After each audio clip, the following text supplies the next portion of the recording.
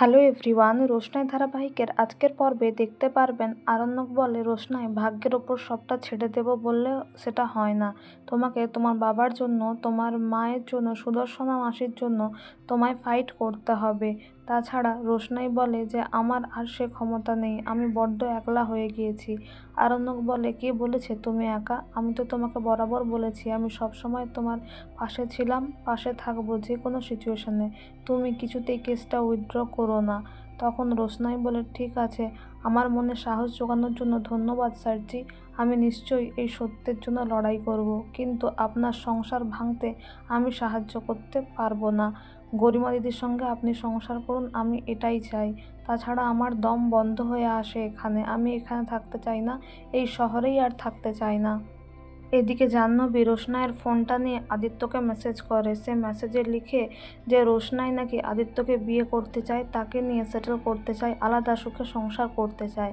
আর আরণ্যক যেহেতু বিবাহিত, তাই রোশনাই আরণ্যকের জীবনে জটিলতা আর বাড়াতে চায় না, নিজের জীবনে জটিলতা আর বাড়াতে চায় না। এদিকে আদিত্য খুব খুশি হয়ে যায় রোশনাইয়ের বিয়ের প্রপোজাল পেয়ে, তাই সেও প্রপোজ করে রোশনাইকে আই লাভ ইউ বলে। আর রোশনাইয়ের হয়ে আই লাভ ইউ টুও জানিয়ে দেয় জাহ্নবী। এদিকে আদিত্যকে এটাও মেসেজে লেখে যে এখন যেন সে কাউকে কথা না জানায়, তার বাবার কাজটা মিটে গেলেই যেন জানায়। এদিকে সুরঙ্গমা নীলাব্জকে বলে, এত সেজেগুজে কোথায় যাচ্ছ? নীলাব্জ বলে, মেয়েদের বাড়ি। সুরঙ্গমা বলে, মেয়েদের নয়, আমার একটাই মেয়ে গরিমা মুখার্জি। নীলাব্জ বলে, আমার তো সন্দেহ হচ্ছে, আমিই গরিমার বাবা তো।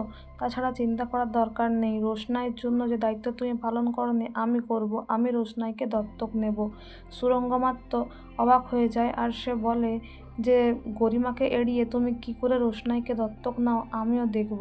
এদিকে গরিমা বলে, আরণ্যক আর রোশনাইয়ের বিয়ে হবে এটা আমি মানতে পারবো না, সংসারটা আমি ওদের কিছুতেই হতে দেব না।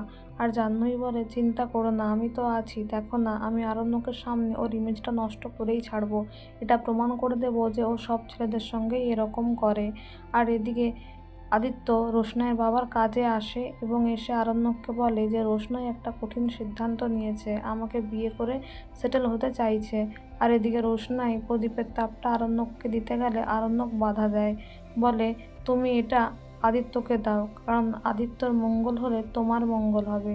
তো বন্ধুরা, এই ছিল আজকের রোশনাই ধারাবাহিকের update. Thank you so much for watching the video. Thank you so much.